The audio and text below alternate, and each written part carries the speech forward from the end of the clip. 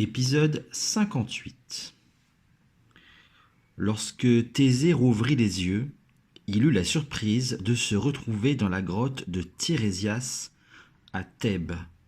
Il se demanda un instant si le breuvage magique avait fonctionné et s'il était bien remonté dans le passé. Mais il n'eut pas le temps de douter, déjà quelqu'un entrait. C'était un homme assez imposant, l'air orgueilleux et fier. Un de ces puissants qui savent qu'ils le sont. « Bonjour, roi Laïos, » dit Tirésias en s'inclinant légèrement. Sans répondre au salut du devin, le roi montra Thésée du doigt et questionna soupçonneux. « Qui est-ce » ? « C'est l'un de mes neveux, » mentit Tirésias. « Il est venu m'apporter un peu d'aide. » Rassuré par la réponse, le roi Laïos ne prêta plus aucune attention à Thésée. Il rendait visite à Tirésias pour une affaire de la plus haute importance. « Devin, dit-il, ma femme Jocaste attend un enfant. J'aimerais entendre ton oracle à ce sujet. » Il s'installa confortablement sur une peau de mouton posée sur le sol. Son sourire satisfait trahissait sa certitude qu'il allait entendre de belles prophéties sur l'avenir de son héritier. À la demande de Tirésias, Thésée lui servit à boire. Il détestait cette arrogance. On peut être roi et faire preuve de plus d'humilité, pensa-t-il en lui-même.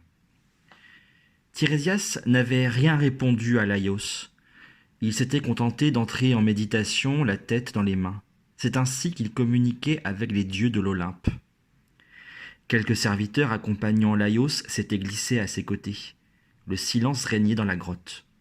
Lorsque Tirésias prit la parole, sa voix était voilée, presque cassée. « Laïos, dit le devin, si tu as un fils, de grands malheurs s'abattront sur ta maison. Ce fils te tuera.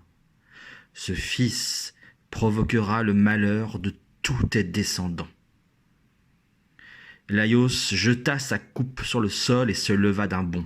Une grimace avait pris la place de son sourire satisfait. « Quelle sottise racontes-tu là » cria-t-il. Il eut un geste violent en direction de Tirésias, voulut agripper sa longue barbe blanche. Thésée fit un pas en avant pour le protéger. Les compagnons du roi avaient réagi aussi. On n'agresse pas celui qui parle au nom des dieux. Laïos quitta la grotte, furieux en marmonnant. « Espèce de vieux fou !» Thésée épongea la sueur qui coulait du front du devin et l'aida à se coucher. Puis, lorsque le devin se fut assoupi, il se glissa dans les rues de Thèbes, bien décidé à pénétrer dans le palais de Laïos. Quelques jours plus tard, l'occasion s'en présenta. Le palais était situé sur les hauteurs de la ville.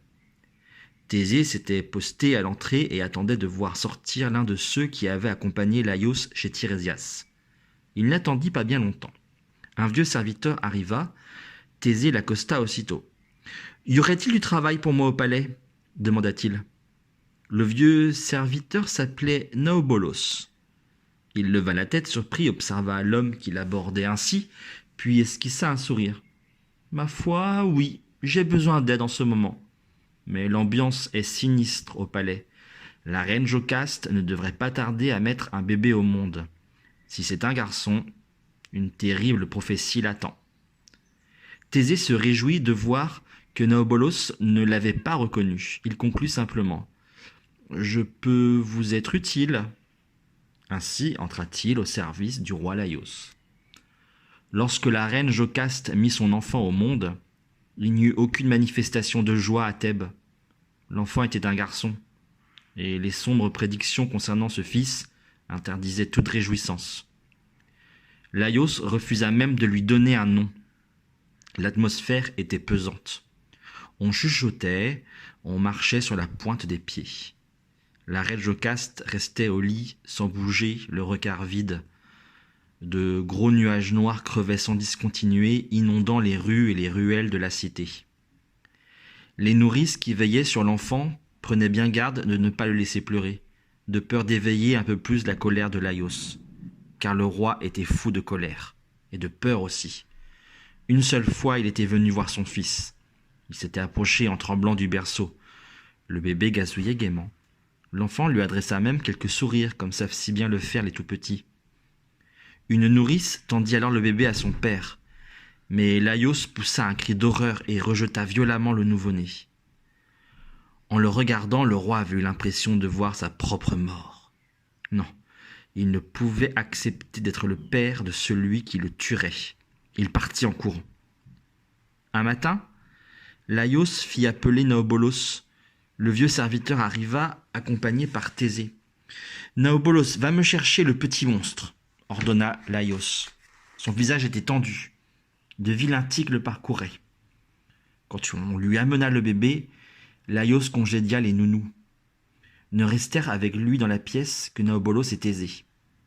Ce qu'il fit alors, nul père digne de ce nom ne peut l'accomplir sans sombrer dans la folie.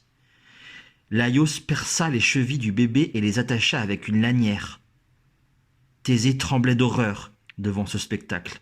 Laïos avait des yeux de fou. « Maintenant, prends-le et suspends-le à un arbre par cette courroie pour qu'il soit dévoré par les bêtes sauvages, » commanda-t-il à Naobolos.